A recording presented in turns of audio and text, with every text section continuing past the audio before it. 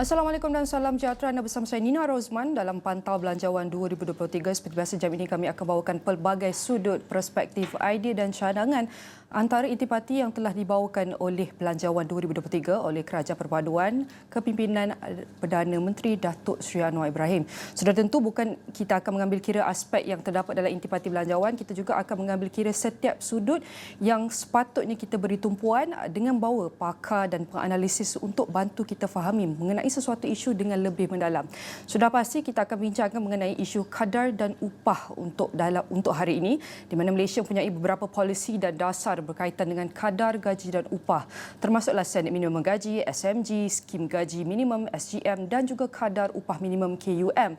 Walaupun Malaysia mempunyai polisi dan dasar melibatkan kadar gaji dan upah, terdapat kebimbangan bahawa jumlah ini masih tidak mencukupi untuk memenuhi keperluan asas dan taraf hidup yang selesa. Sistem kadar gaji dan upah sedia ada di Malaysia mungkin perlu ditambah baik mengikut keadaan ekonomi semasa dan selari dengan industri, terutamanya sejak berlakunya pandemik COVID-19 yang memerlukan transformasi dalam sistem ini. Bukan mudah untuk melakukan transformasi terhadap sistem atau polisi kerana banyak perkara yang perlu dipertimbangkan. Jadi mari kita bawakan tetamu kita yang sudah bersedia dalam talian untuk kita memahami cabaran dalam pengurusan sistem kadar gaji dan upah di Malaysia dan usaha yang boleh dilaksanakan untuk memantapkan lagi sistem ini. Jadi saya mempersilakan Datuk Dr. Madeline Berma, merupakan Fellow Kehormat Institut Masa Depan Malaysia. Saya nak ucapkan terima kasih Datuk kerana sudi meluangkan masa bersama kami.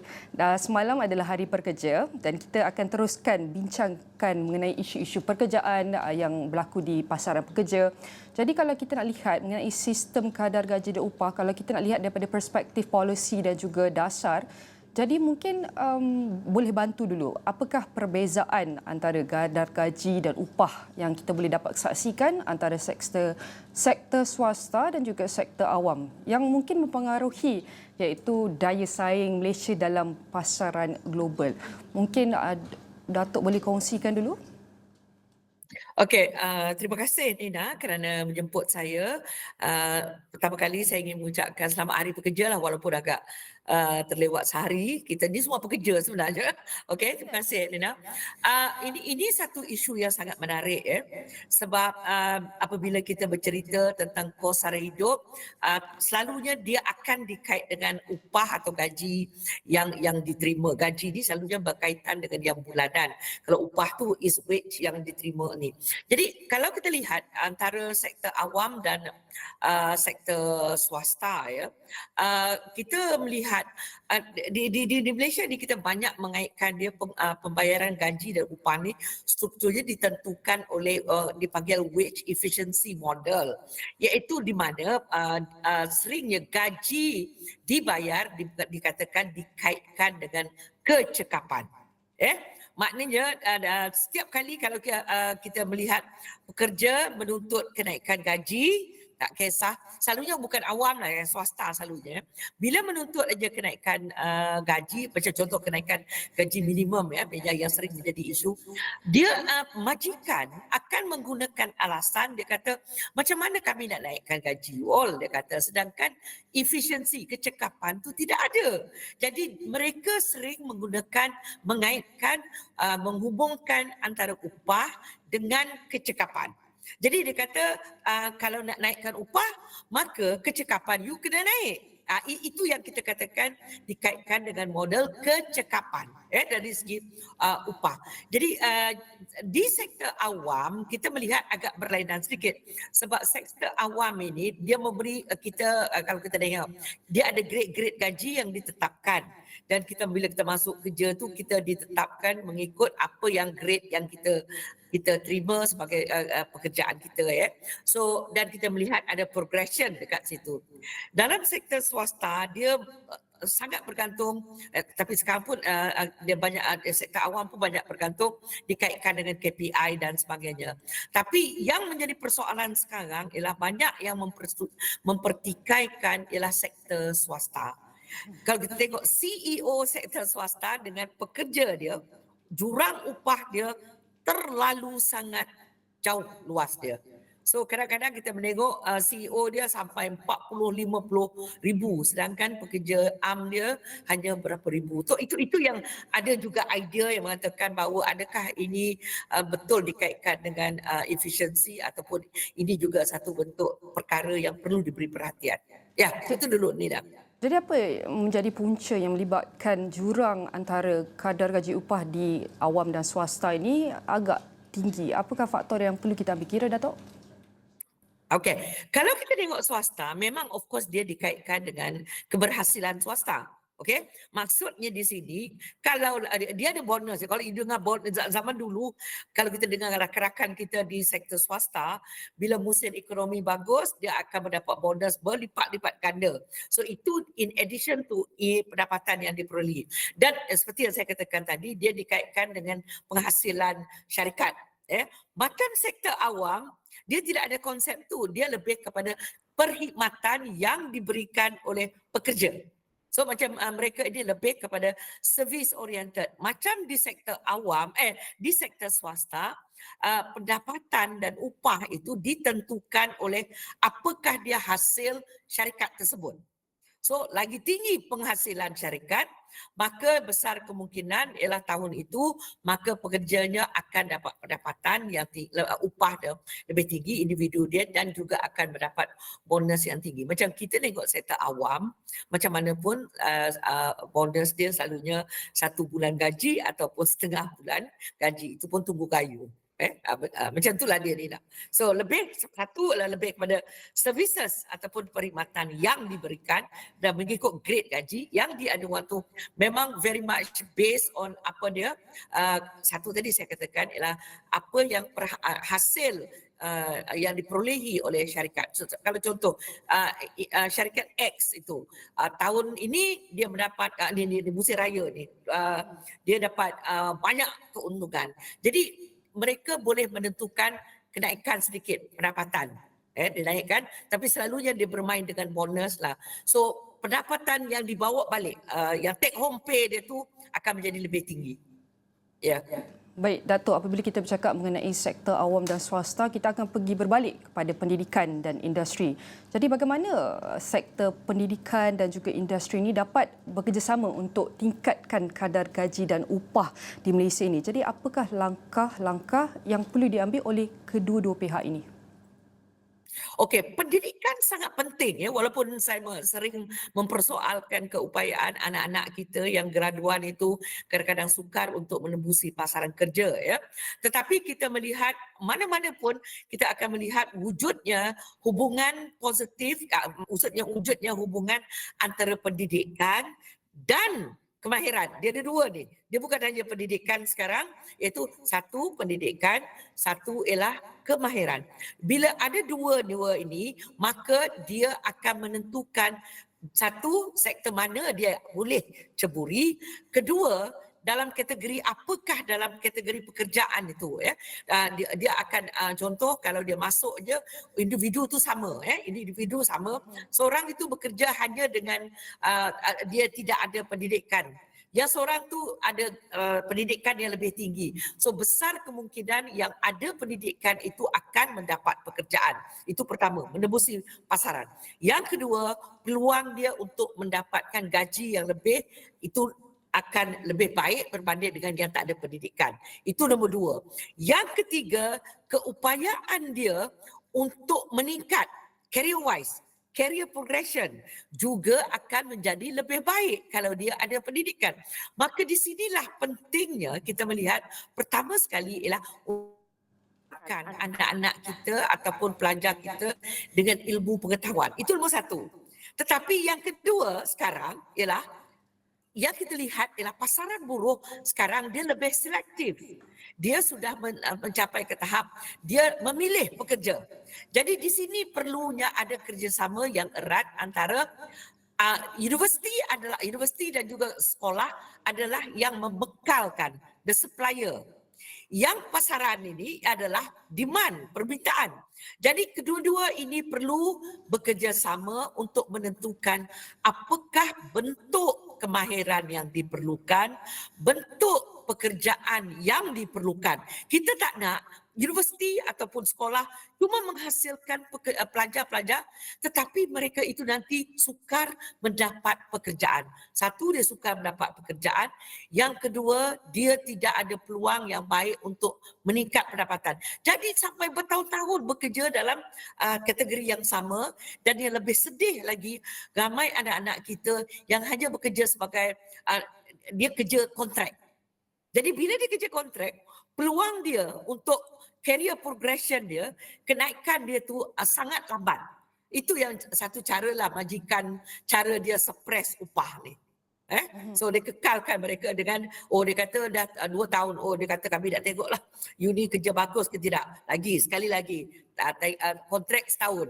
Lepas tu tambah lagi kontrak. Jadi staff dia ni tidak permanent. Bila staff dia tidak permanent, peluang dia untuk mendapat segala bentuk faedah yang diperolehi ataupun manfaat yang diperolehi oleh pekerja yang tetap sangat berbeza. Contoh dia nak dapat kemahiran yang baru, contoh dia nak meningkatkan peluang dia untuk macam saya kata tadi peningkatan pekerjaan atau kita kata career progression ya, kerjaya dia agak terhad bagi mereka yang kontrak. Itu dia Nina. Datuk, tapi memang itu adalah antara usahanya. Ini adalah sebabnya untuk kita tingkatkan kerjasama ini adalah bertujuan untuk kita tingkatkan kecakapan dan produktiviti tempat kerja. Namun apabila kita melaksanakan kerjasama ini bukan mudah kerana melibatkan semua pihak. Mungkin Datuk boleh kongsikan apakah antara cabaran dalam membentuk kerjasama ini? Okey, kita nak cerita cabaran memang sangat senang mana semua kalau nak cari kelemahan. Sebenarnya apa yang kita patut tekankan bagaimana nak mewujudkan kerjasama ini.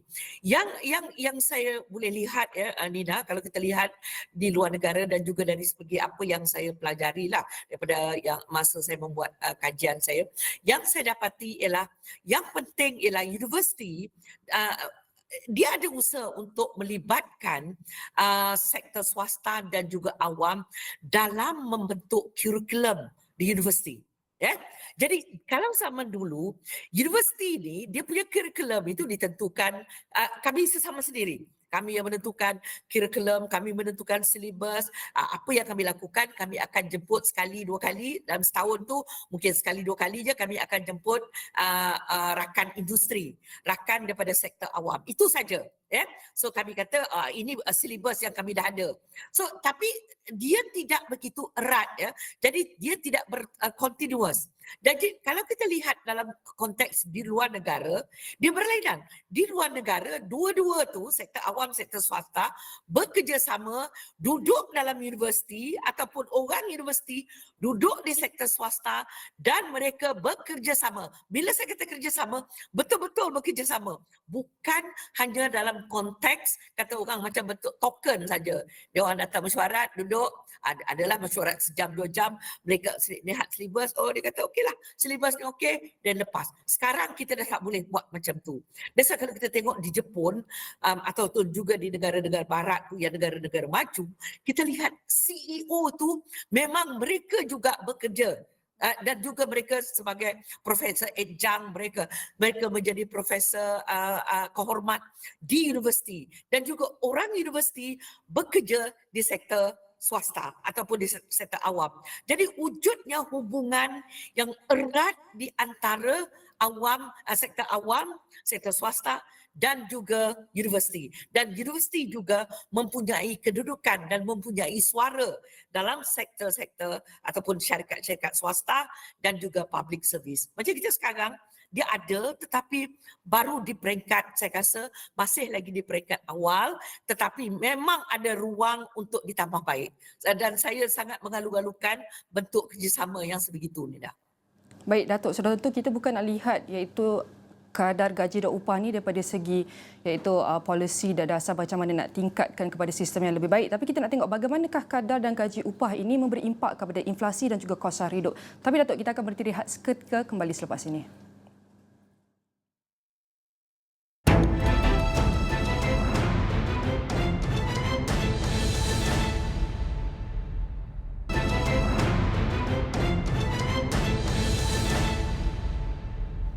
Bertemu kembali dalam Pantau Belanjawan 2023. Kita masih dalam segmen ini di mana kita akan terus berbincang mengenai isu kadar upah dan gaji. Bagaimanakah sistem dan polisi ini dapat menjamin hak pekerja. Dan kita masih bersama tetamu kita iaitu Datuk Dr. Maidil Burma, merupakan Fellow Institut Kehormat Masa Depan Malaysia. Datuk, terima kasih kerana masih meluangkan masa bersama kami di Pantau Belanjawan.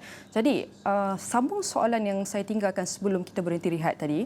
Sudah tentu apabila kita bercakap mengenai kadar gaji dan upah ini, kita mahu berbincang ni agar kita dapat melihat aspek bagaimana untuk kita meneruskan kelangsungan hidup. Itu adalah kelangsungan perniagaan, itu adalah antaranya. Tapi kita nak tahu juga bagaimanakah kadar gaji dan upah ini memberi impak kepada inflasi dan kos sara hidup, terutama kepada rakyat ketika ini. Bagaimana, Datuk? Terima kasih Nina. Ini memang isu yang dekat dengan hati kita.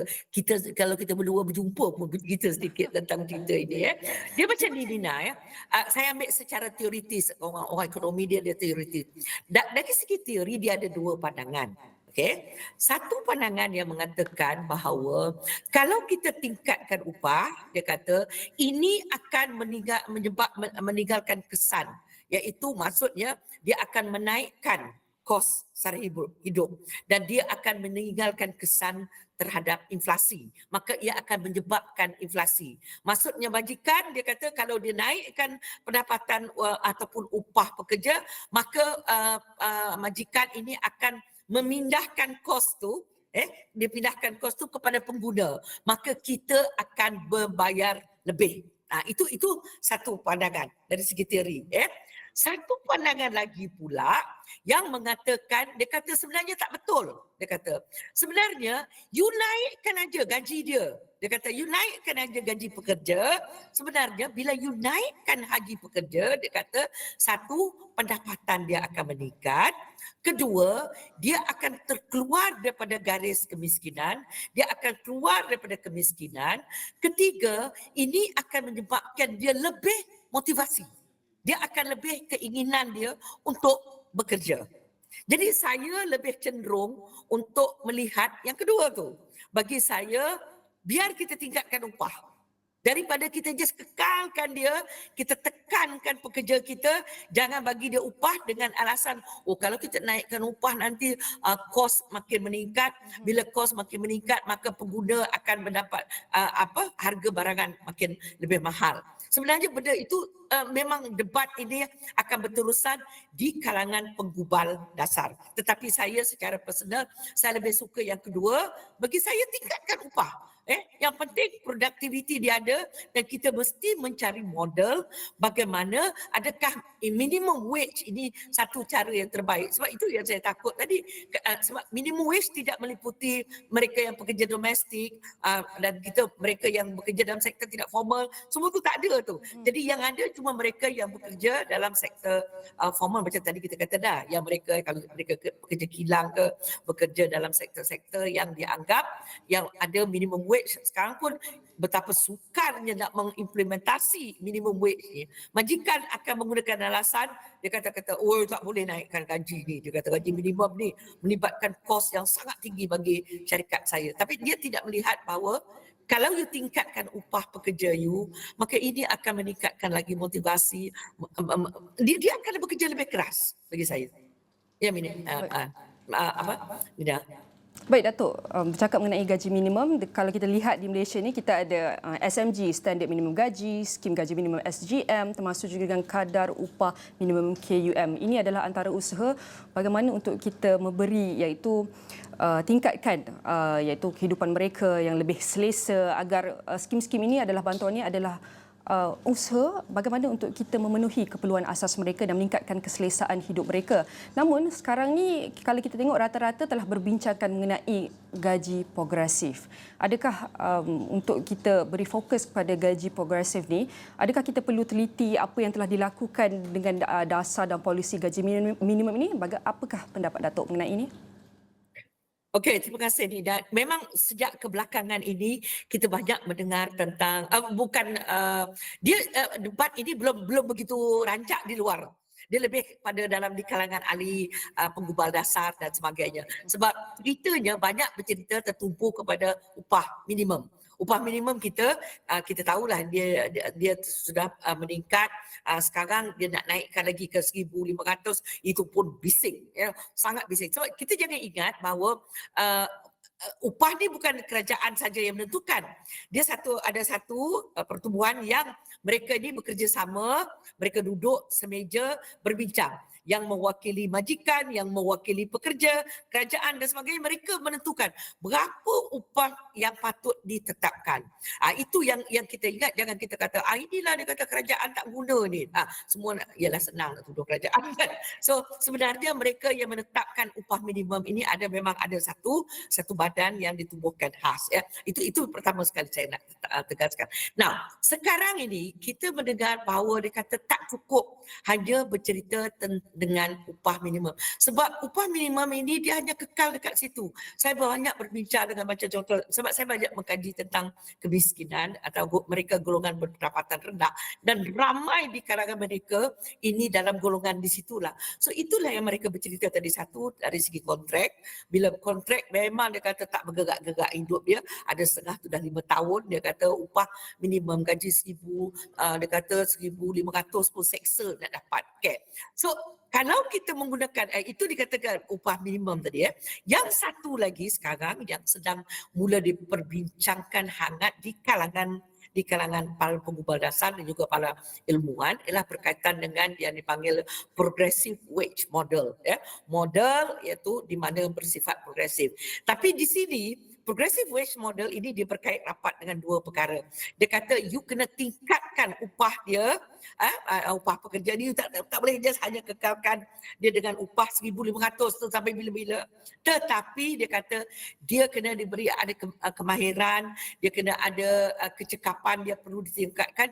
Jadi peluang individu yang menerima upah minimum ini akan meningkat dengan adanya kemahiran. Sebab zaman sekarang dia tidak cukup hanya bekerja je sekarang. Dia perlu ada kemahiran, dia perlu ada pengalaman. So jadi kalau kita menengok upah minimum ini, benda itu hampir seolah-olah tidak diambil kira. Tetapi dalam model progressive wage, nama adalah progresif, maka dia akan meningkat mengikut kecekapan yang dia ada dan juga kemahiran yang dia perolehi. Tetapi dia banyak memberi penekanan kepada dua aspek ini, kemahiran dan juga pengalaman kerja dia dalam konteks untuk mendapat upah dia supaya meningkat dan terus meningkat. That's why they call it progressive. Yeah. Datuk, tadi Datuk ada sebutkan bahawa kadar gaji upah di sektor awam dan juga swasta jurangnya amat tinggi. Tapi bagaimana kita nak lihat daripada segi taraf hidup di antara bandar dan luar bandar yang mungkin mempengaruhi kecukupan gaji dan upah di Malaysia, dan jika ia sama tinggi dengan perbezaan awam dan swasta, apa perkara yang boleh kita lakukan untuk close the gap? Memang ini satu debat yang sangat besar ini, Nina, sebab nanti dia orang kata dia seorang guru, dia kata bekerja di pedalaman Sarawak lah, for example, seorang kerja di pedalaman Sarawak, seorang kerja di Putrajaya, antara one of the cost yang paling tinggi, sedangkan dari segi gaji dia ialah hampir sama, memang sama pun, sedangkan dia dekat Sarawak nanti dia kata dia orang ada dia ada allowance. Dia ada allowance, kategori allowance itu pun mengikut kesukaran dia. So maknanya kerjaan telah pun tentang perkara dia. Tetapi dari segi kos hidup ini memang kalau kita nak kira maknanya itulah apa kita panggil allowance kepayahan ini.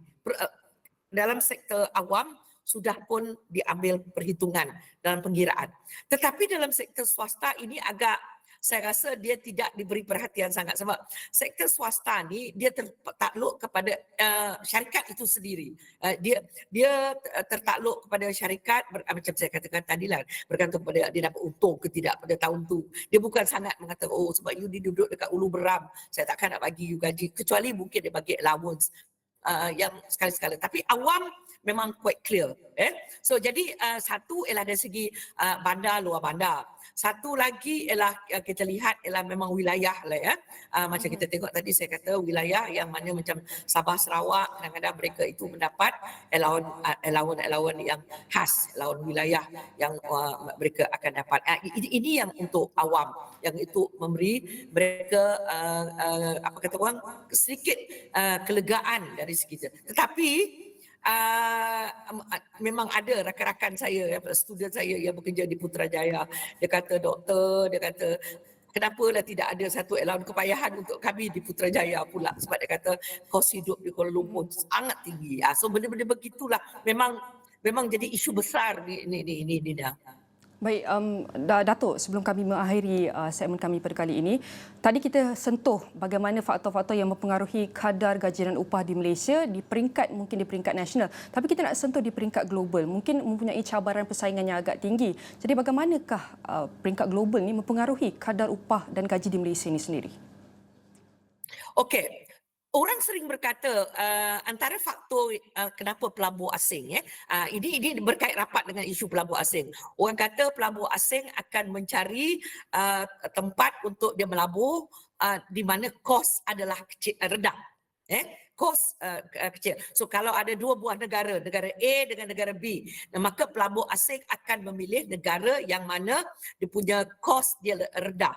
Jadi biasanya kos ini dikaitkan dengan dua perkara. Satu ialah kos untuk membina infrastruktur dan sebagainya. Yang satu lagi ialah kos buruh dia. Okay. Jadi orang sering berkata, argument mengatakan bahawa pelabur asing hanya akan memilih negara yang mana dia punya kos buruh dia rendah.